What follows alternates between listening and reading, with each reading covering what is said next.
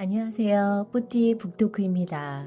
오늘 하루도 나 자신을 잘 돌보고 계신가요? 나의 몸과 마음의 상태는 어떤지, 나의 감정, 그리고 그 안에 숨겨진 욕구는 어떤지 잘 살펴보세요. 오늘의 책 소개할게요. 어른을 키우는 어른을 위한 심리학. 불안과 실망에서 벗어나는 길, 욕망과 욕구를 구별하기. 영어 유치원을 비롯한 조기 교육에서 시작된 부모의 욕망은 아이가 자랄수록 커진다. 사립초등학교에 진학해 국제중학교와 특목고를 거쳐 명문대학교에 입학하길 원할 수 있다. 이를타 스캔들이나 스카이캐슬 같은 드라마에서도 자녀 교육에 몰두하는 부모 모습을 생생하게 묘사한다. 아이를 위해서라고 말하지만 사실 대부분은 부모의 욕망을 자녀에게 투사하는 행위이다. 부모는 자녀가 남들보다 앞서 나가길 바라며 자녀와 한 몸이 된 것처럼 2인 삼각 경기를 한다. 다른 아이들은 모두 내 아이보다 빠르게 달려나가는 것 같아 불안하고 조바심이 난다. 모두가 들어봤으나 실제로 본 적이 없는 엄친아라는 존재도 실은 부모의 욕망이 투사된 허상이 아닐까? 자녀의 성공을 위해 부모가 자기 일처럼 발벗고 나서는 심리에는 자녀가 낙오하면 행복하지 못할 것이라는 걱정에 더해 내 인생도 경쟁에서 낙제하는 것이라는 불안과 노후가 비참해질지도 모른다는 두려움 등이 복합적으로 섞여 있다. 이런 마음은 자녀가 20살이 넘어 어른이 된 다음에도 사라지지 않는다. 더 좋은 대학에 갔으면 하는 바람은 대기업에 들어갔으면 하는 바람으로 이어진다. 좋은 기업에서 인턴을 하거나 워킹홀리데이나 어학연수를 다녀오거나 자격증을 따거나 공모전에 입상하는 등의 스펙을 쌓는데 어려움이 없도록 지원한다.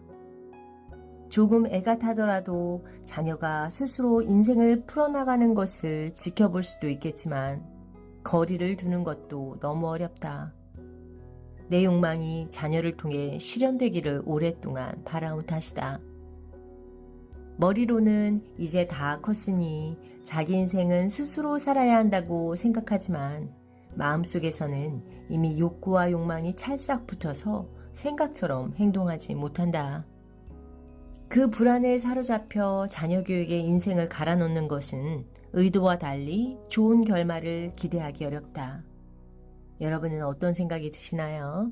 내가 자녀에게 나의 욕망을 투사하여 공부를 시키고 있는 건 아닌지 한번 돌아보면 좋겠습니다.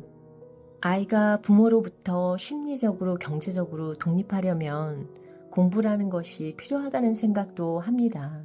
그 적절한 선을 잘 찾아가는 게 부모의 역할이라는 생각이 듭니다. 욕구와 욕망의 차이가 무엇인지 알고 계세요? 저도 조금 헷갈리고 있었어요. 이 책의 내용을 읽어드릴게요.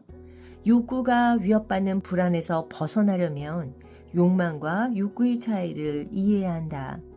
욕구는 영어로는 need에 해당하는 것으로 의식주와 같이 생존을 위해 필수적인 것들이 충족되길 바라고 이를 얻기 위해 노력하는 행위다.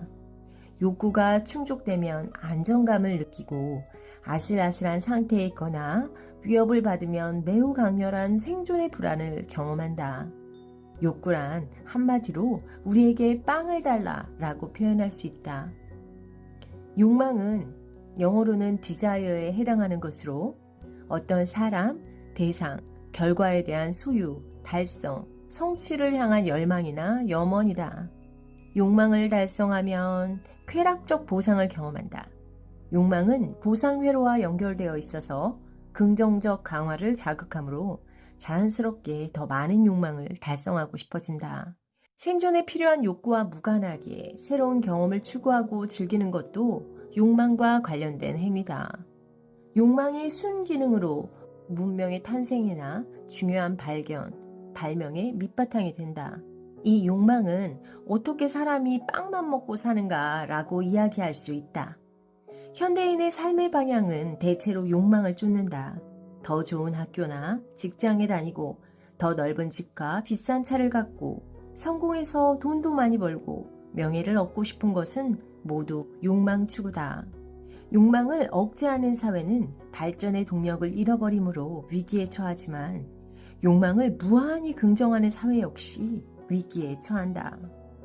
더 강한 보상을 원하는 욕망은 있지만 나아갈 방향이 보이지 않으면 권태, 공허함, 무료함이란 불쾌한 감정 속에 살아간다. 욕망 추구에 몰두하는 사람은 주변 사람을 신경 쓰지 못한다. 타인을 그저 비교의 대상으로 여겨 그들보다 더 많이 갖고 앞서 나가고 싶다는 마음만 존재한다. 인간관계가 망가지거나 폭력적으로 행동할 수도 있다. 소설가 오스카 와일드는 삶에는 두 가지 비극이 있다. 하나는 원하는 것을 갖지 못하는 것이고 또 하나는 원하는 것을 갖는 것이다 라고 말했다.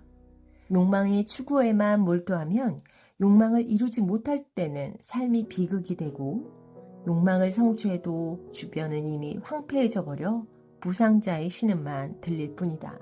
저는 욕망이라는 것을 드러내면 안 된다는 생각을 했었거든요. 욕망이라는 것은 당연한 것이고 인류가 선순환할 수 있게 만든 것이기도 하잖아요. 일정 선을 넘게 되면 삶이 피폐하고 힘들어진다는 것, 이걸 잘 기억하고 나의 삶을 긍정적으로 끌어갈 수 있는 욕망의 수준을 유지해야겠구나 이런 생각을 했답니다. 또 읽어드릴게요. 나와 내 자녀가 더 풍족하게 살길 바라는 욕망은 인간의 본성이며 잘못된 것이 아니다. 그러나 욕구와 욕망을 하나로 묶어서 자녀에게 투사하는 것은 문제다. 자녀가 내가 바라는 만큼 해내지 못하면 생존의 필수적인 욕구가 충족되지 않은 것처럼 심각한 불안에 휩싸이기 때문이다. 욕망 추구의 실패가 욕구 충족의 실패로 생기는 생존 본능과 연결된 불안으로 이어진 것이다. 자녀가 내가 바라는 대로 살지 못하고 있다고 해서 불안을 느낀다면 먼저 자녀의 욕구가 충족되었는지 살펴보자. 그래도 반듯하게 자라 자기 앞가림은 잘하고 있구나 하고 자녀가 삶의 기본적인 욕구를 충족하고 있는지 파악하고 나면 한결 마음이 편안해진다. 자신의 노후에 대한 욕구와 자녀의 성공에 대한 욕망이 뒤엉켜 있지 않은지 자신을 돌아볼 필요도 있다. 아이에게 내 노년을 전적으로 맡길 필요는 없지. 그게 얼마나 큰 부담인데. 아이에게 무리하게 돈을 쓰기보다는 착실하게 연금을 쌓아서 아이에게 부담 두지 말자. 이렇게 자녀의 성공에 대한 욕망과 노후에 대한 욕구를 분리하고 후자를 선택하자. 이렇게 욕구와 욕망을 분리하고 우선순위를 정하면 마음이 한결 평온해진다.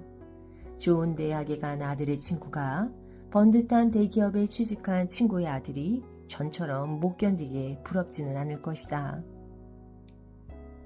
가슴에 열불이 나거나 불안과 조바심을 느껴 자녀를 닥달하거나 나의 비참한 노후와 겹쳐보는 일도 없어진다. 욕구와 욕망을 나눠서 바라보면 나도 자녀도 편안해진다. 여러분은 어떤 생각이 드시나요? 저의 욕망과 욕구를 분리해야 할 필요성을 느끼게 하는 글이었답니다.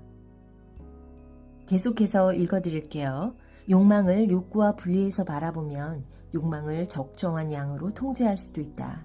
시기마다 달라지는 내 안의 다양한 욕망을 이해하며 욕망의 우선순위를 정하고 내가 가진 에너지와 시간을 분배하는 것이다.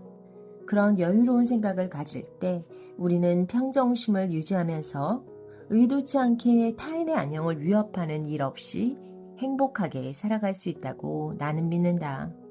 이러한 인생의 마음가짐은 어른이 된 자녀에게도 필요하다. 내가 욕망에 끌려가고 있지는 않은지 살펴보자. 보다 천천히 가도 돼. 너무 빨리 가려고 무리하지 말자.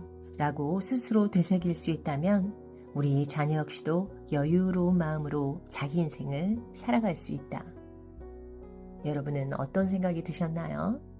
나의 욕구와 욕망을 분리하고 여유롭게 내 인생을 살아가자. 그런 나의 모습을 보면서 나의 자녀 역시 여유롭게 살아갈 수 있을 거라는 믿음이 생기네요. 어떠셨나요? 나의 욕구와 욕망을 분리해보기, 그리고 여유를 갖기. 오늘 하루 여유를 만들어 보시고요. 다음 시간에 또 만나요.